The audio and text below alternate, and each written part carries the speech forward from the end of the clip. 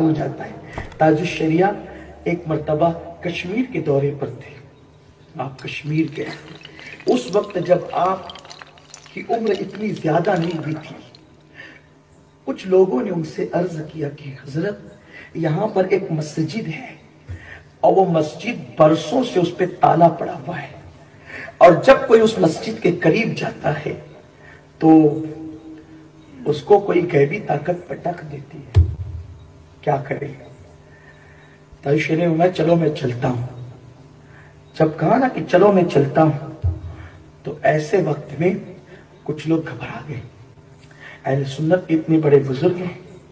اور غیبی طاقت کسی کو پٹک دیتی ہے تو پھر کس کی پرواہ وہاں ہوگی؟ اور حضرت کہتے چلو میں چلتا ہوں، لیکن وجہ تاج الشریعہ کو تو آپ لوگوں نے دیکھا ہی ہوگا، اللہ نے جو حسن دیا تھا، جو چہرہ دیا تھا، علم کا جلال تھا، عشق مصطفیٰ کا جمال تھا، انداز بڑی جچا تلا انداز ہوتا تھا، سادگی میں بھی اللہ تبارک و تعالیٰ نے بہت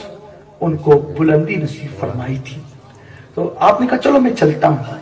اور جب گئے وہاں تو پہلی بات لوگوں نے یہ دیکھی کہ کسی نے پٹکا نہیں، کسی کو جو ساتھ میں تھے ان کو بھی کوئی اثر نہیں ہوا۔ حضرت گئے اور مسجد کے گیٹ پہ کھڑے ہو کے آپ نے اذان پڑھنا خود شروع کی، خود اذان پڑھنا شروع کی، اور جب اذان پڑھ لی تو کہا چابی لاؤ، لوگوں نے چابی پیش کی، تالا کھولا تو کافی جو ہے وہ کچرا وغیرہ سب تھا، لوگوں سے کہا صاف کرو، اور جب لوگوں سے صاف کرنے کے لیے کہا تو اس وقت یہ فرمایا مخاطب ہو کر کہ جتنے اندر ہیں،